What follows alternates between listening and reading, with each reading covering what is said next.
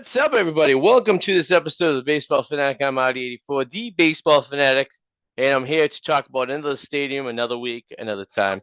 As you guys know, I've been to 36 MLB stadiums, give or take. It's 30. And we got the extra Mets, extra Yankees, extra Marlins, extra 34 stadiums. Braves, Marlins, Yankees, Mets, Rangers, 35 stadiums. Okay. I mean, the 30 of the regular ones, they're here now. I always forget 35 stadiums. And I like to kind of break them down a little bit and tell my personal stories about each stadium. So, last week we talked about Shea Stadium, which was a classic Mets stadium. I know it wasn't the prettiest stadium. It's probably not the nicest stadium, but it's still a stadium after the. But we're going to talk about one of my favorite stadiums of all time, and a stadium that a little couple funny features about it you may not know is Oriole Park at Camden Yards. Now, Oriole Park at Camden Yards, I've probably been there the second most of all MLB stadiums in the league. That one being because a lot of times we go down to Baltimore for the weekend. We went multiple times to go for multiple games and stuff like that.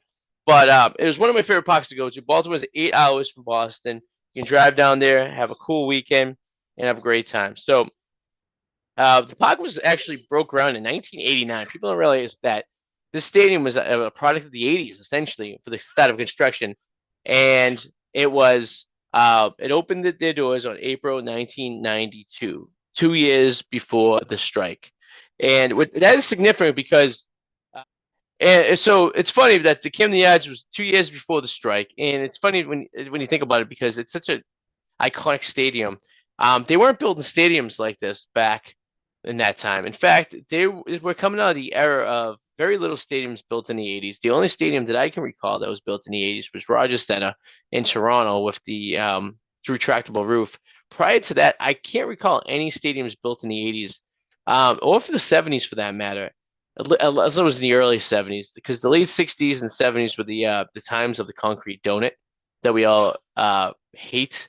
The ugly stadiums. The only one that still exists to this point is the Oakland Coliseum. These are the stadiums that were multiple sports stadiums. They would use them for the football team. They would also use them for their baseball team. Ugly, terrible stadiums. They were terrible for football, terrible for baseball. Sight lines were crazy. The outfield was ridiculous, foul territory. It was a terrible place to play football. So this was the state of the art. This was the start of the modern era of baseball stadiums. This started it for the Jake. It started for Petco. All the other stadiums that come along the lines that were developed over the 90s and the 2000s with the unique design. Now, technically, this stadium has a big history, allegedly, not allegedly, relatively a unique history because they had built the stadium in an area that was the old train yards of Baltimore, Camden Yards to be exact. And if you ever been to Baltimore, it's a rough town, and building the stadium downtown in the area they did actually re-enlightened the downtown area, if you say. It brought life to the inner harbor. It brought tourism to the city. You had people from New York and people from Massachusetts and all around coming to see games there. And being the only team in at this time, and the Central East Coast before DC got their team back, this was kind of the team for that region. So it brought a lot of people together. It's a beautiful ballpark. It has that huge warehouse out in right field, concourse right there in front of it. And then the standing area in right center is also great to watch some games right there. When you come into the park, it's beautiful brick done. Of the green steel work that's there is phenomenal. Utah Street, that's what I'm talking about. It's in front of the warehouse. It's an actual street that I actually took in and made part of the stadium. It's absolutely beautiful. It is not a bad view from the stadium, in fact, and it's just a crisp, great place to watch the game. You had some great people to play in there over the years. Cal Ripken being one of them.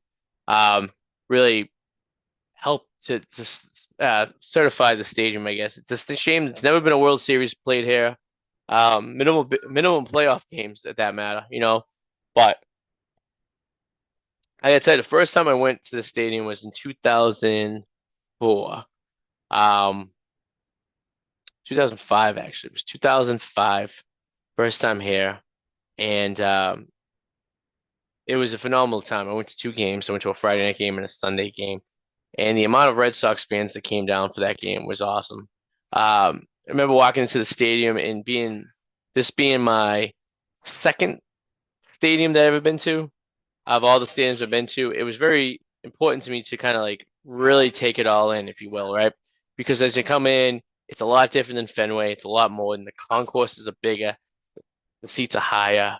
It's it's just well planned. They did a great job doing the stadium, and fun fact: Manny Ramirez hit his 500th home run here against the Orioles, so in 2008. So, it's just a really cool place to go. Still is to this day. I'm looking at this right here. So it looks like President George H.W. Bush threw out the first pitch. The first game was against the Indians. All these fun facts about the stadium. First no-hitter was Hideki Nomo on Boston. Boston has a lot of history here because, I mean, obviously you play a lot of times, but, you know, um, it's kind of cool that these two towns have a lot of competitiveness, even though they aren't really rivals. But Boston spends a lot of time in Baltimore, and the Orioles always kick our butts when they come to Fenway. So it's always a cool thing. The stadium itself, the architecturally pleasing to the eye. If you haven't been, you should go. It's part of the retro ball club. Okay, yes, this is what I was getting at. Some of the ballparks are similar into the retro kind of architectural design. There's Coors Field, Oracle Park in San Fran, Comerica in Detroit, PNC in Pittsburgh, Citizens in Philly, Bush in St. Louis, Citi Field, New York, New Yankee Stadium, and Guaranteed Right Field in Chicago, which was built in '91 and then renovated again, be a little modern in 2011. So it kind of fits in that era.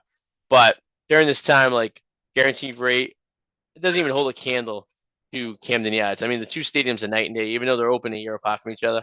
And Guaranteed Rate was a year before. Don't even. I mean, I've been to both. Orioles Park at Camden Yards all day long. It's probably my top 5 favorite stadiums. I'm not going to reveal my top 5 officially until I do all these stadiums I go through. So we have, at this point, 33 more episodes left. But I will tell you that this is definitely in my top 5. Now, fun fact to know about the stadium is that the design concept and architectural is almost similar to Oracle Park in San Francisco. In fact, when you look at it, the design of the stadium and the way it laid out, it's almost identical. It was done by the same, I believe, engineering or architecture firm did both of these stadiums. And it was around 8 years later, San Francisco opened up their stadium after they moved out of Candlepin. And so, yeah, we're in Oracle Park, 2000. So Oracle Park was in 2000. This park was 92, so 8 years, yeah. So let's see if I can find the engineering firm here and compare the two. This was a story I was told, and after going to both parks, it kind of was like, all right, this makes sense now, you know. Does it have the designer? Contractor architect. HOK Sport did Camden Yards. And let's see who did Oracle. And I'll tell you something cool about these two that I noticed once I went there. Where is it? There we go. Oracle Park in San Fran. HOK Sport. Now, if you've never been to these parks and you go for the first time, think about this one notion when you go to both these parks, okay? These parks are essentially identical with 2 minor differences in its design, okay?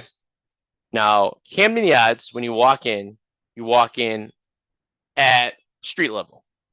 And then it goes down probably about 15, 20 feet as the grandstands slope in to a bowl in the ground, essentially, right? So you walk in on the concourse level, on street level, and you go down to the lower seats, dugouts even lower, everything's lower, right? So the warehouse and the wall a pair high, even though when you walk in at grade level, you're at top of the walls. The wall's below you. Fun fact right there, right? And they're using the warehouse as its big right field focal point to look at. When you walk into Oracle Park, formerly as AT&T Park, as I know as when I went there, you're on a pier. You actually built it out in the water, right? So picture Camden Yards up 20 feet, actually up higher, because you actually, when you walk into the park, you actually walk up because you get to the concourse level, then you go down to where the field is on sea level, essentially, right? So you walk into the park, you walk up a couple 20 feet, and then you're at the concourse, and then you walk down to your seats. Whereas the opposite, when you walk into Camden, you walk in on the concourse level, and you walk down to your seats, right? Right field in Camden Yards is the beautiful warehouse, Utah Street. Right field at AT&T or the name just escaped me. It's Oracle Park, rather. Right field is Cubby's Cove, where the water is, right there. So they both have their features. They both have their cool, unique things between the two of them. Same designer, but same color. Teams have similar colors too. I mean, go to both parks. You go there. You tell me. There's a lot of brick. There's a lot of green ironwork, right? I think Oracle might have more black ironwork than the green that's in Baltimore, but similar designs. The seat layout's the same. The field's very similar, and the major focal point in right field are different between the two. But obviously, there's a focal point out there in the elevations too. So when you're out there in Camden Yards, check it out. I just recently went to Camden Yards 2 months ago to see the Sox play on Memorial Day. It's a great time. Took the kids, their first time there, and my wife's second time there, and mine, I think I want to say 8th time there. So it's a great park to go to. If you're ever in the area, check it out. Some great memories there. It's just a great classic place for baseball. Stay downtown in the Inner Harbor. You're a quick walk away. There's plenty of hotels down there, and I will have to say, from going in 2018, 2016 to go into 2024, a lot has changed in the Inner Harbor. I'm sure COVID had a lot to do with it. A lot of the shops and restaurants that closed, but you can still find these cool little Baltimore sites, these restaurants and whatnot to check out that you'll have one great time to see there. So Oracle Park, Oriole Park at Camden Yards in this episode right here. Check it out. Great park. I love it. And you'll love it too. I guarantee it. Leave your comments below. Tell me your stories about this park, what you did there and everything like that. And until next time, I'm not going to tell you what stadium we're talking about, but we're going to be talking about a stadium next time. And you guys have a good week. I'll see you guys soon. See ya.